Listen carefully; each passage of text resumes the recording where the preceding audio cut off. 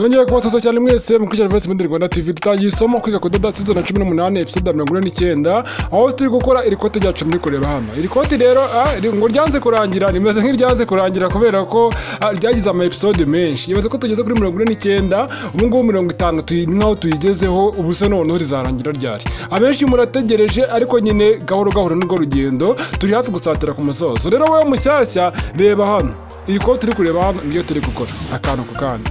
Iri kote twatangiye turikata. Gukora ikote ntago byoroshye utari ama episode yarabaye menshi ukibaza impamvu nta yindi nuko gukora ikote ntago ari ibintu byoroshye. Aya ma episode ushobora kuyateranya ugasanga nta n'amasaha 48 arimo. Birashoboka. Ariko kubera ko njye akora gahoro gahoro nitonze akantu ku kandi nta gutaruka nyine bishafata iminsi runaka kugira ngo tuzayasoze mugomba kubyihaganira. Sasa rero wewe mushyashya nyuma yo kubona ikote reka nkwereke zimwe mu ncamake zagiye ziranga iyi modeli yacu. Hari nka benshi mwagiye murambirwa ariko mujya mwihangana none siko gukora video ariko bimera je nabigenza gute. Ni gahoro gahoro n'urwo rugendo kandi rigana za nkunga zatumye nabwo bitinda. Kuko inkunga zarabuze kandi mwarabisezeranyije. No kuvuga ngo rero hano bwa mbere nabigisha uko bapima ikote bigisha uko bagabanya ibipimo byose mwarabibonye. Bavuga ati bagabanya gutya nyuma yaho mbigisha uko bashushanya muri episode ya mbere byose mwarabibonye. Nyuma yo kwiga gushushanya kuri nyuma mura gushushanya umwenda turakata byose mwarabibonye. Umenye ko iri kote rifite pesi ya decoupe nayo twara yes mbere kuko bayikata turanayiteranya rwose mwarabibonye. Hano mwikata narabe basobanuriye byose. None nyuma yo gukata ngo nyine byose no gukata ibintu byose bisabwa twarabikase muri episode ya nyine ibintu byose bikenerwa ko kanya. Wone ibintu by'amamodere nk'imifuka biza nyuma nikora bikaza nyuma ariko ibintu byanye n'ibya mbere by'ibanze byose twarabikase. Nyuma yaho tujya komeka amavirizirini y'ibiheri cyangwa se tisikora mwarabibonye. Nyuma yo komeka tujya guteranya. Hano tukaba turi guhuza amadecoupe. Mabwira ati bahira hano. Ni ukuvuga ngo nyuma yo guteranya tujya kudubura. Ibi byose mwarabibonye. Nyuma yo kudubura tujya gukora icyo bita imifuka. Gutobora imifuka byose mwarabibonye. Nyuma y'imifuka rero hari amaboko ariko ntabwo yerekanye mu ncamake hahita haza ikora hagahita hazaho ibipeso. Urabona ko ibisigaye ntabwo ari byinshi. Ubu tuvugana tugeze he hano ku maboko hagahita hakurikiraho ikora hagahita hakurikiraho ibipeso tukaba torosoje. Nese bafana banjye koko murabona zino episode ahubwo atari nkeya nabahaye ukurikije uko ikote rikorwa.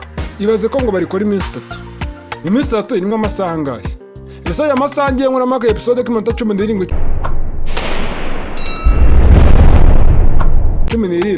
ihura n'ayo masaha urumva episode 100 angahe zitavamo. Ariko iyo tugiye kugera ku musozo kuri episode itageze no kuri 60. Urumva ko rwose ntako ntageze kandi nakoresheje imbaraga nshoboye kandi akantu ku kandi nta gutaruka. Ibi ngibi twarabikoze narakubwiye ati hano mansubije inyuma y'akantu gato nyine kugira ngo ubone neza. Ni ukuvuga ngo hari indodo ngomba gushyiramo hariya ukeneye kubisobanukirwa neza urebe episode yabanjirije iyi ngiyi narabisobanuye bihagije. Ni indodo nshyira hariya kuyikora kugira ngo cya kidubuzo cyacu cyaba ari igitenge cyaba ari duburire kidahinguka ku bwiza kwa kundi umuntu yaba yambaye akabona duburire yahingutse. Gusa izi ndodo narazisobanuye ndavuga ati ku gice cyo hejuru turushyiraho icyo hasi tukarushyiraho.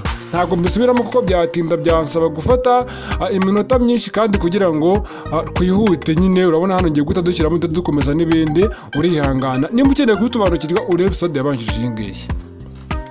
Nimero ya WhatsApp, nimero ya groupe ngiyaho hasi. Ukeneye kujya muri groupe nyandikira umbwire ngo shyira muri groupe. Niyo wenda utanabimbwira genda kubaza ati ukeneye kujya muri groupe icamo amasomo yose n'amamodeli ngahita nguha n'amategeko n'amabwiriza. Wakumva uyikeneye kambwira, wakumva utayikeneye tukikomereza n'abandi bayikeneye.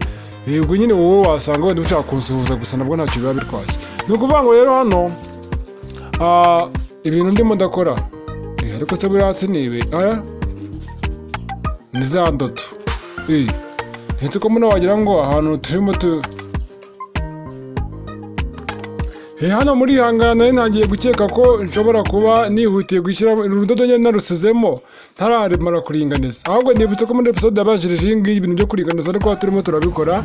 Ahangaha rero mashyiramo ka kadodo ko kuyikora narakabasobanuriye nako. Nagasobanuriye haruguru nyine mba maze iminsi risomo ntarisobanura bitewe n'uko amavideo yaryo hari aho mba naramaze gutegura. Noneho simite ntekereza aho nabanje gusozereza byihuse. ngahita nkomerezaho. Nk'ubu ngubu nabanje gusobanura video z'amariba ya mu gitondo gatoya cyangwa se amasaha ariyo yose, zimaze kuzisoza gusobanura izo mba nateganyije uwo munsi, mutankurikizaho ikoti. Rero ngewe mutasobanura ko mba mbizi ibyo nakoze, mvuga ati ibi ninjye n'ubundi nagiye mbikora nta kibazo mbitinga, aho nasaga bigeze hose ndakomerezaho nta kibazo. Nabyo birashoboka cyane, ariko hari wa muntu nyine utarabikoze ku mashini abanza kwiga ku byakozwe kugira ngo amenye ibyo aza gusobanura, kuko ushaka kwihutira kujya kuvuga ibyo uri kubona rimwe na rimwe ugasanga n'ibigucanze, hari n'ibyo uvuga ati sura muntu biriya yabikoze gute ko yagombaga kubikora kuri akaba yabikoze kuriya, ugasanga biracanganye. Rero niyo mpamvu nkubwira ngo murihangana nyine habaye akabazo nkako, ntabirenze niko nabyita. Rero hano utu tudodo nimba tumaze kudushyiramo gutya, dore narakubwiye ngo ubundi ahantu iyo maze gushyiraho kari akadodo ikora kwa kundi ko rebere ryamye ku ikote, akadodo ntikaba kagaragara, kaba kihishe. Niyo mpamvu aho wagasize hejuru hasi ntago ariho gashira. Wakwibaza ati se none wagiye gukurikiraho iki? Handi naringanije hari ukuri akadodo ko ku mpande kaba karacitse. Ibi bintu nimba abantu bose bajya babikora, nimba ari njye gusa sindabimenya neza, gusa buri muntu wese yakabaye abikora. Hamwe kwa kundi umuntu akata ari kuringaniza ku rutogo, hari ukuntu umuntu akata zimwe muri za kutiri umuntu aba aragiye ateranya nko kuri decoupé, nko mu ntugu hejuru, nko ku maha hasi, ukagenda ukataho kuko nyine uba uri kuringaniza amaha. Noneho hari ahantu haba hari uba wakase, aho akadodo kaba kagarukiye ntabwo kaba gapfunditse. Iyo kadapfunditse rero uba ufite ibyago byinshi bwo gakurura kagacika. Hari n'umuntu uhita wihutira ngo kujya kudoda, ngo wenda ngo reka mpite ndoda ngo katazahita gacika, ngo nyine ngo ndebe ukuntu mpita ntera akaboko. Ariko biriya bintu nabyo ntabwo mbyizera neza, kuko hari ukuntu kagenda kivanamo gahoro gahoro umuntu akazashiduka karacitse. Biba byiza rero kuri iyo wongeye ugahita ujya kuhapfundika, haba akadodo kagiye karangirira. Reba nk'ahangaha ni urugero, sibyo? Ariko nawe rega ibi bintu wahita ubitekereza. Hariya ni hahandi umuntu aba yagiye akata ari kuringaniza ku maha, nawe ugahita ugenda ukubaza ugapfundika. Akantu k'agapfundo gusa ushyiramo hariya, nanjye kuvuga ngo k'agapfundiko, ariko byose ntacyo bitwaye. Ni ukuvuga ngo urongera ugapfundika hariya gusa kugira ngo hakomere, habe hatacika. Nibyo bintu mba nshaka. Rero bino bintu rero hari ahantu hambere bijya biteza ikibazo gikomeye cyane, nongere mvuge ngo gikomeye. Wakwibaza ngo ni hehe? Reba nka nabona ukuntu haba hacitse. Niyo umuntu aringaniza hari ukuntu bisa n'ibyikurura, akadodo gahita kica. Arabona mvuga ati ngiye ngo ndi kwihuta ngo sinabivamo, ugasanga none ko tumaze kubidoda wareba kuduka ukabona ahantu bagiye hatobaguritse. Ukibaza bino bitobore byavuye kuba umuntu niwe wakoze amakosa utagiye ubaza kuhafunga. Rero iki kibazo gikunda kubaho nakita ku ipantaro ya kigabo, cyangwa se ipantaro ya cyigore, cyangwa n'iy'abana, cyangwa n'ikabutura. Ifa kuba ari ikintu gifite lisani, icyo kintu ndi kuvuga, umwenda wo hasi ufite lisani. Dore hano bikunda kuba, reba hariya munsi ya lisani. Ni ukuvuga ngo lisani uyitera wamaze gufunga umupando, akadodo ko hagati y'amaguru urabanza ukagafunga. Rero hari umuntu ugafunga ntagapfundike, aho kagarukiye nyine aho lisani izagarukira kuri ibihagaze, aho igarukira umuntu ayifungura, akadodo k'umupando aho bakagarukirije ntugapfundike.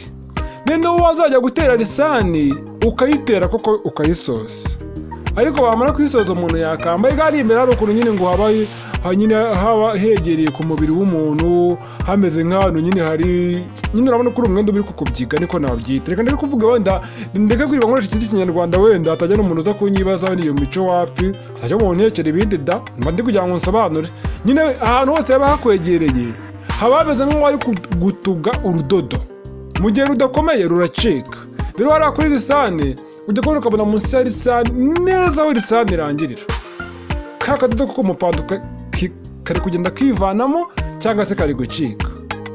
Sasa rero we wamutayiri, iyo umukiriya akuzaniye ikiraka cyo gufunga hariya hantu, ndakubwiza ukuri bigusaba kubanza guca lisani. Ntabwo urwa rudodo ko ku mupando warushyiramo hari utabanje guca lisani, ntabwo byakunda.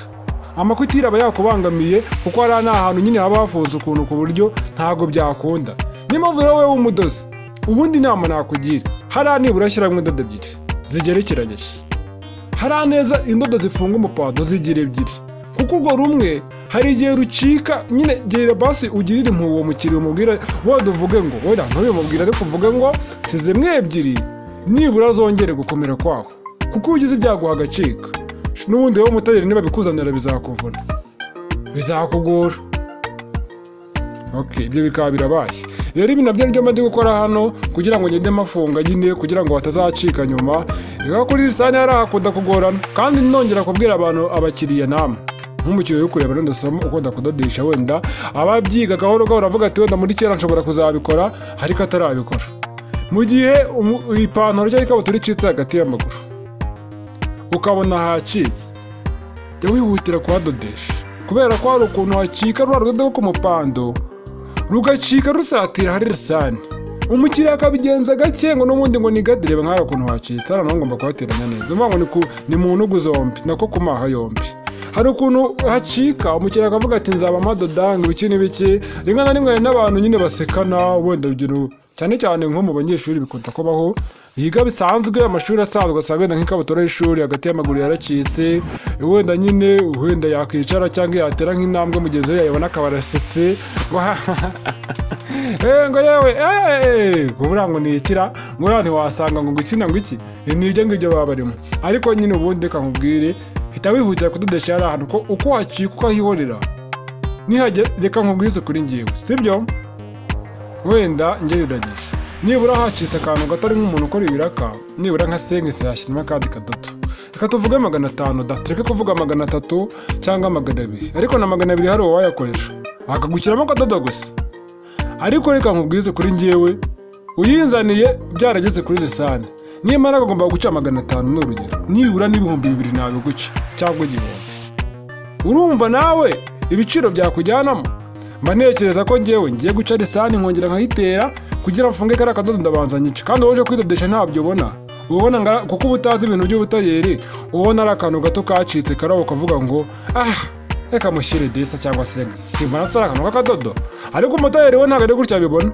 Hari igihe akubwira ati lisani birasaba ko mbanza kuyica, icara hano nawe ubirebe, nubona umwanya bimazeho uragereranya amafaranga watanga, kuko wayabona ukabona ko ya mafaranga yaguciye abikwiye. Ntabwo nkubwira ngo mujya mwihangana nyine, wowe udoda ukomeze hari ahantu, nawe udodesha ugerageze ntiyacika gatoya uhita uhadodesha kugira ngo bitazaguhendesha. Gigabura natwe nyine abatayeri tuba dukunda amafaranga, ntawe uyanga, n'umuntu wese ukora akazi aba yakunda, ariko nabwo ntabwo amafaranga buriya aza agoranye kugira ngo uyabone, ntabwo akenshi ntabwo nyine aba ari meza cyane pe. Ushobora kwishimira abakorera menshi ariko nawe bikakugora, cyangwa se ugakora amakosa kugira ngo ubikore. Amafaranga n'ubundi nta kintu nyine nyine ubiyafashe mu nzira zitari mu mucyo, mu nzira nyine z'uburyo twakwita nko kubeshya, cyangwa se sinzi ukuntu nabivuga. Hano nta bintu by'ibisobanuro bihari bino ndi gukora, niyo mpamvu ndi kwiganirira, kubera ko gufunga cyara hari ikindi nabivugaho. Hari ahantu haba hari inguni nyinshi mba nagiye nca ngayebaza dekupe zonyine, uko hakumwe kugeramo dekupe y'imbere, sibyo? Subizi dekupe y'imbere, kandi dekupe y'imbere hari dekupe yo kubwiza, hakaba na dekupe yo kuri dubuye cyangwa se ku kidobozo. Bivuze ngo ni ugufunga ahantu habiri kuri dekupe, nkongera nkajya mu rutugu. Ku rutugu hari aho kubwiza hakaba n'aho ku kidobozo, ubu nabwo ndafunga ahantu habiri. Njya kuri dekupe y'inyuma, ubwo se hamaze kuba hane. Dekupe y'inyuma nabwo ndafunga iyo kubwiza, nongere mfunge n'iyo ku kidobozo, kuko zose zigira mu kwaha. Ubwo ntihamaze kuba 6, nongere njye mu kwaha. Mu kwaha hari aho kubwiza hakaba n'aho ku kidobozo, ubwo ni amateranyirizo 2. Nongere mfunge amateranyirizo 2 ugahaba ahantu 8. Ukwaha kumwe ni ahantu 8, n'ukundi kwaha ahantu 8, bivuze ngo ndimo ndafunga ahantu 16. Kandi ntabwo nabitarutse. Aho kugira ngo mbitarute turaganira. Wumvishe impamvu mbanganira cyane? Kishemo nganire kugira ngo mutarambirwa. None se nimbireka nk'ikigekera wageze ngo ega abantu barambirwa vuba barahari. Hari uvutse ati we buri umuntu abafite icyo ashaka kandi abakizi, ndabyumva pe, ariko hari n'abantu batabana byitayeho barambirwa vuba, cyane cyane abantu nyine ubusanga batazi uko amafaranga avuna. Ugasanga nyine we baramubwira ati genda wige gutya na gutya, akajya abikora uko abyumva, ariko buriya wa muntu wagiye kuyahiga yamuguye akemera akagira ibyo yigomwa ku bwayo, buriya muntu azimvune umva. Nyema akantu kose mvuga buriya bagakurikiranira hafi 5 kuri 5. Ariko nawe hari n'abandi rega nyine baba bishyuriye ngo bige, nabyo bakabikurikirana pe cyane, ariko nyine abenshi ubusanga nyine basa n'ababyirengagiza. Nanjye ndabazi riga narigishije cyane, mba mbizi yuko hari abo twabaga turi kumwe nkabona umuntu yabisiga imbaraga uko azi ukuntu biba byaramuvunnye gushaka izo minerivare. Hari n'ubu ubona atabyitayeho neza ukigisha reka da, kandi ntukabona ntabyitayeho. Hano rero ndimo ndafatisha muri dufashe twanjye hariya, kandi kudufatisha hagana ku iteranyirizo kugira ngo umuntu uko amafungira mo imbere kugira ngo atazihinura. Wibuka neza ku bipande by'imbere n'iby'inyuma hasi, biriya bintu nagiye mbikora mfunga ikidubuzo cyacu kuri kiba kihinnye kariya karinda kari hariya kugira ngo bitazihinura. Rero hari ambifatishijemo kuri kugira n'impindura akaboko bitivana ku murongo, kuko ntabwo namenya ngo se byihinnye gute bya nyabyo, ndafatishamo gute bya nyabyo. Ndahita minura kuriya mpite mfunga irakutire mpite ngifatanya n'ikidubuzo kiba kihiniyemo hari imbere kuriya kugira ngo kwa kundi umuntu yambara bitihinura. Rero ibi ngibi ndabikora ku ruhande rumwe gusa hano, ariko kubera ko iyi video nyine ndimo ndayikora nihuta kuko yaratinze, nawe ubundi nko kuyitese urabikora hano wongera ufata agashinge ufofere hagana hejuru, wafofere nka kuri kano kadodo ngasizemo hano ahagana hejuru, kuko hano urabona ko kano gace konyine ni agace ko kwitarangiza ry'akaboko gusa, kandi ako hejuru nyine hari wenda nakita ko hajya nk'isaha, buriya si isaha ibi hari hareba hariya nta kadodo kabo kaba gahari, buriya hari ahakihinura bikagaragara, kandi hano hasi sihinure kuko hafunze.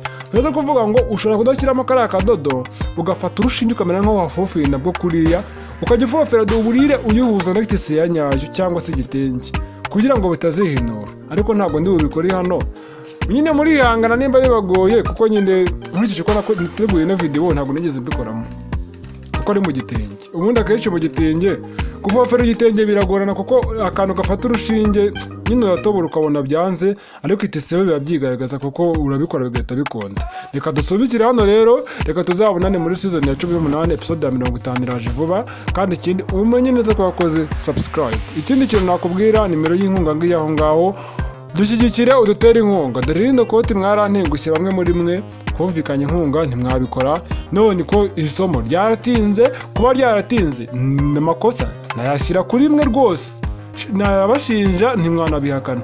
Kubera iki? Mwujuje inkunga isomo riratinda. None turibwira yuko isomo ndi buri gihugu butisha inkunga zitabonetse rigakorwa gute? Rero amakosa nayande nayabansezeranyije kubikora ntimwabikora. Bye bye, reka tuzabonane muri